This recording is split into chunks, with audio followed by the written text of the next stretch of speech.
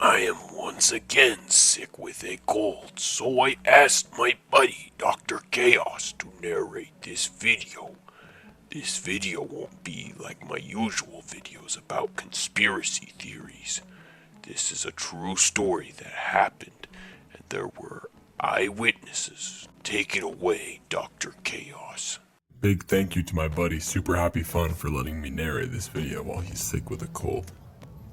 This story is called The Wanderer Who Comes In Every Day.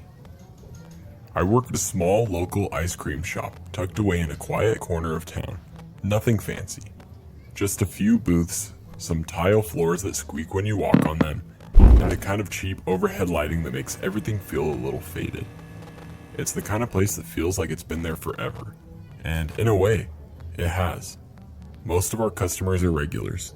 Kids after school, older folks who come in for a milkshake or a root beer float. It's quiet. Predictable. Except for him. We don't know his name. We just call him the Wanderer. The first time I saw him was about 8 months ago.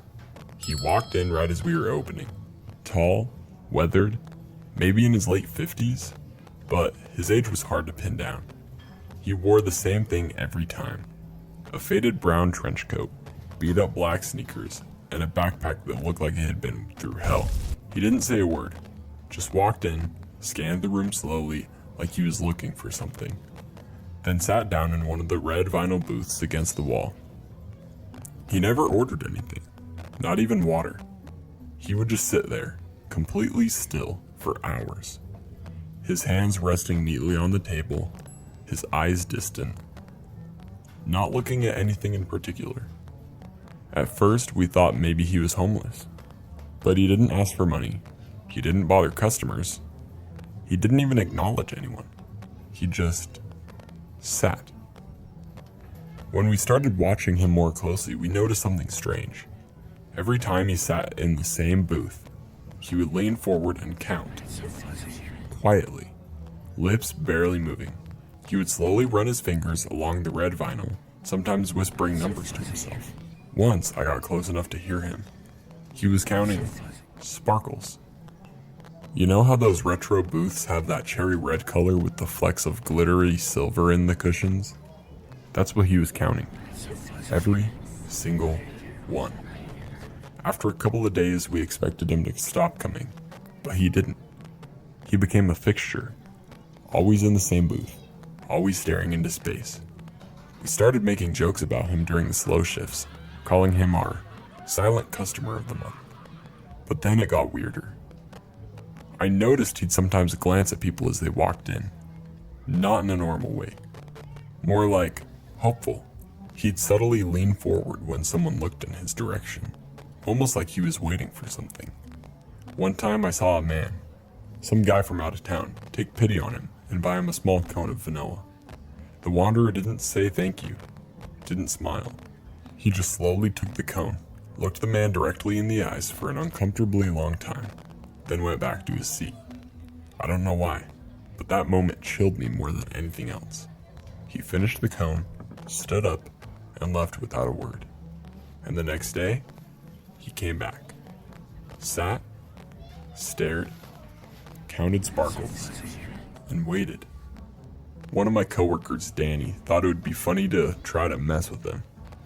One evening, after close, he slid into the Wanderer's booth, mocking his stillness. He started doing an exaggerated version of the counting, fake whispering, tapping the vinyl like a toddler. We all laughed. It felt harmless. Until the next morning, when Danny came in pale and rattled. He said he'd gone to the grocery store late the night before to grab some snacks, and while he was walking down the cereal aisle, he felt someone behind him. It was the Wanderer, just standing at the end of the aisle, staring. Danny said he tried to laugh it off, but when he looked away and looked back, the man was gone. No footsteps, no sound, just gone. He swore he saw the Wanderer again 2 more times that week. Once standing across the street from his apartment, another time by the gas station pump late at night. Then he stopped showing up to work. I've heard the rumors since then. Some say the Wanderer's been seen in that grocery store at 2 a.m., aimlessly walking up and down every aisle, never picking anything up. Others say he rides around town on a rusted bike with no chain, just coasting in silence, drifting from neighborhood to neighborhood like a ghost. I even had a customer tell me she saw him outside her house, standing on her lawn around midnight, just watching the windows. Nobody knows where he lives, or if he does. I've looked online, no missing person reports, no local stories. He doesn't match any mental health alerts or police bulletins. He just wanders, and he's still coming in. Every day, just after we open. Same booth, same stare, same whispering fingers tracing sparkles. I've learned not to look at him for too long, and if he glances at me, I make sure to look away. Something about him feels hollow, like if you stare too long, he'll follow you home. Some people say he's harmless. Others say he's waiting for something, for someone. But there's one thing I've noticed. The days that nobody buys him anything, those are the nights I start to hear soft footsteps outside my bedroom window. If you live in a small town and you ever see a man in a brown coat sitting alone at a diner or ice cream shop, don't engage him. Don't offer him food. Because once you acknowledge the Wanderer, you become part of his route. Thank you, Dr. Chaos, for narrating my video. And I would like to say before I go, if you have any information about the Wanderer, please inform me. Thank